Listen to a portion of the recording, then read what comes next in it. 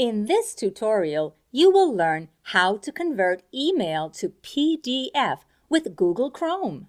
Google Chrome has a built-in PDF writer, so you can easily convert any email message into a PDF file within the browser itself.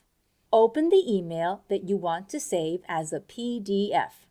Then press Ctrl+P or CMD+P if you are on a Mac to open the print dialog and change the destination printer to Save as PDF.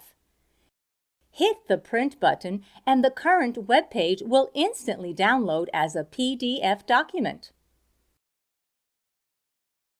Alternatively, you can forward the original email message to pdfconvert@pdfconvert.me, and the service will send a PDF version of the message back to you in just a second. If there are any Word, Excel, or PowerPoint attachments inside the email, you can forward the files to Attach Convert at pdfconvert.me, and they will come back to you in PDF format. Congratulations! You've just learned how to convert email to PDF with Google Chrome.